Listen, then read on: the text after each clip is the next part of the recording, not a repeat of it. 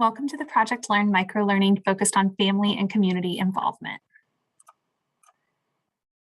Take a moment to reflect on your current relationship with families and caregivers at your club. This spectrum doesn't capture all of the options for how you engage with families and caregivers, but try to determine where on the spectrum your club currently falls.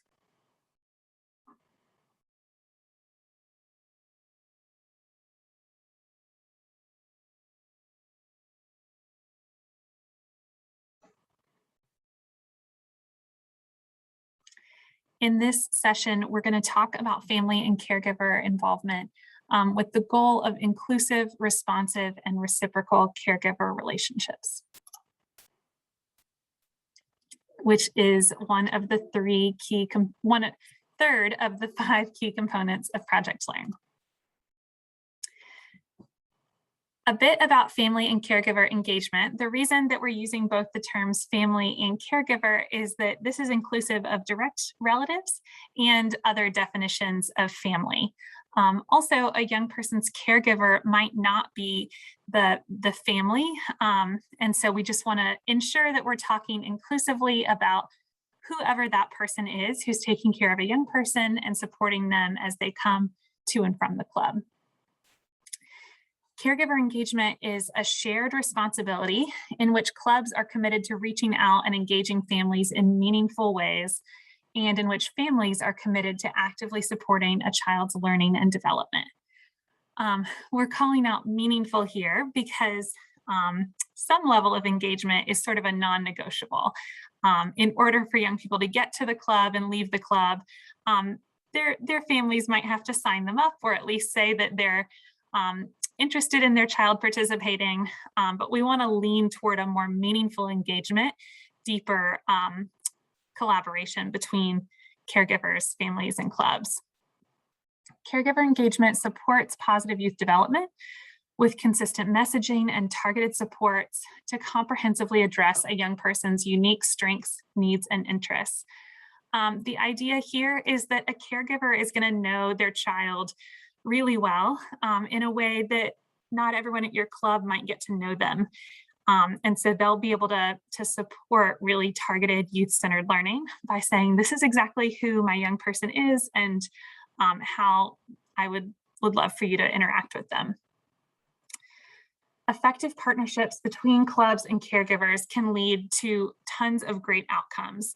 The research on deep family community involvement shows that when family engagement is done well, it leads to improved family relationships, lower rates of risky behaviors among teens, improved participation in after-school programs, and better outcomes for youth.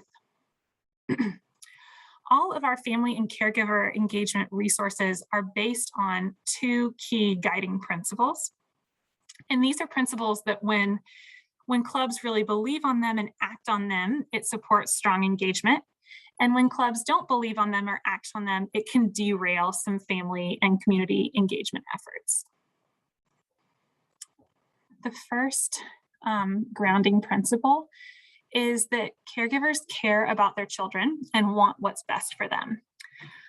If you find your club assuming that a caregiver just doesn't care, they're not showing up to this meeting because they just don't care, or they're not helping the child with their homework because maybe they don't want what's best for them, then that's a belief that can really derail your engagement and collaboration with caregivers.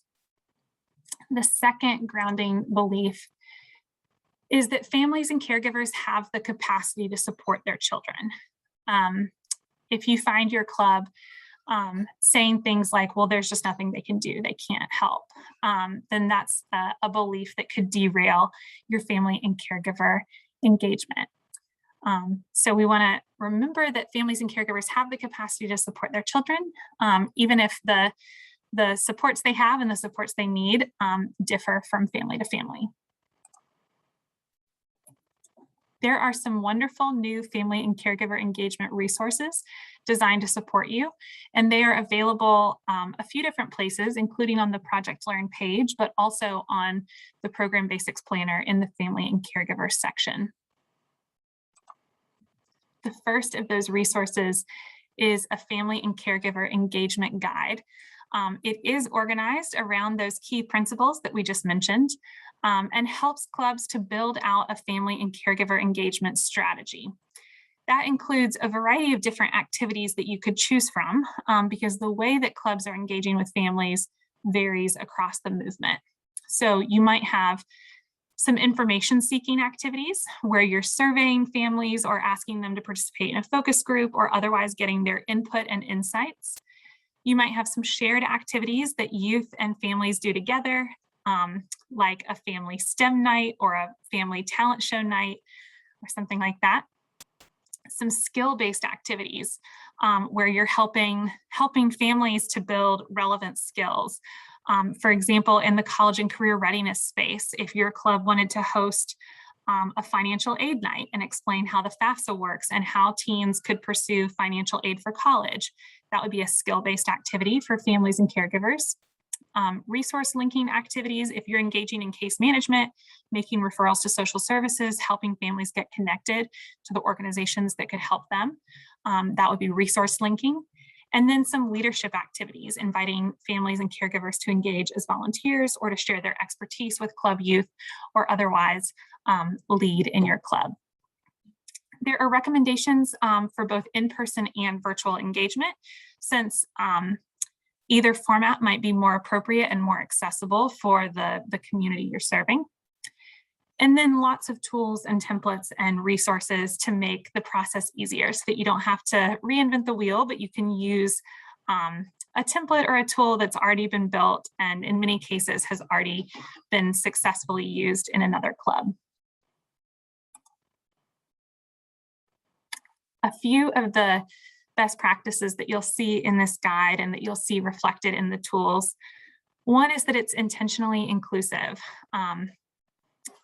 If your family engagement efforts have a pretty high bar to get in, then that might be effective for some families and caregivers, but it's gonna close the door to a lot of others.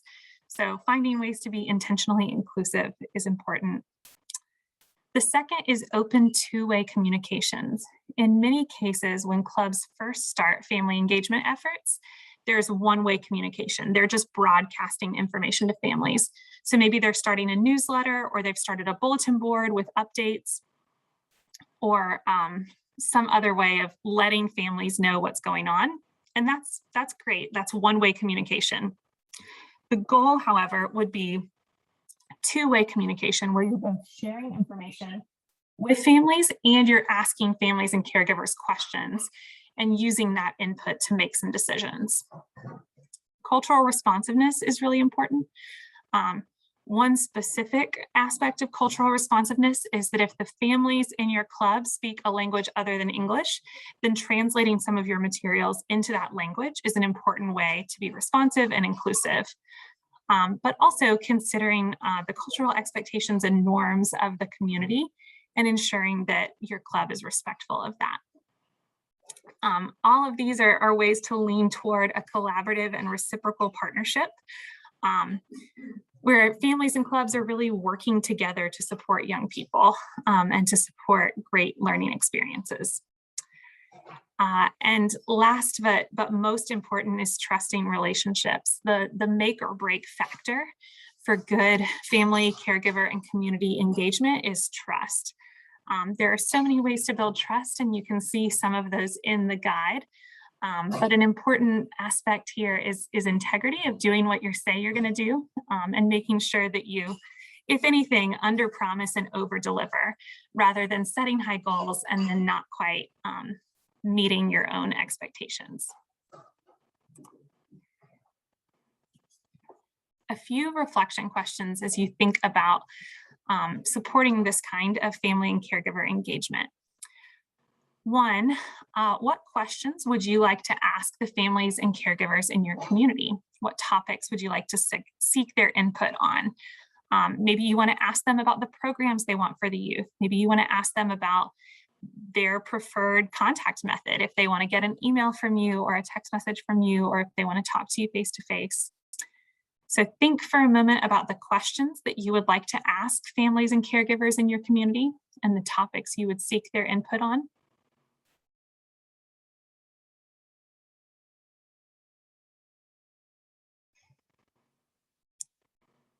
And also try to decide on one small change that might improve the way your club engages families and caregivers. And if you want, you can look through the family and caregiver engagement guide first, and then come back to this question. Um, so one small step in the direction of quality improvement. Feel free to pause here to reflect or discuss your answers. And then before you go, try this as a next step.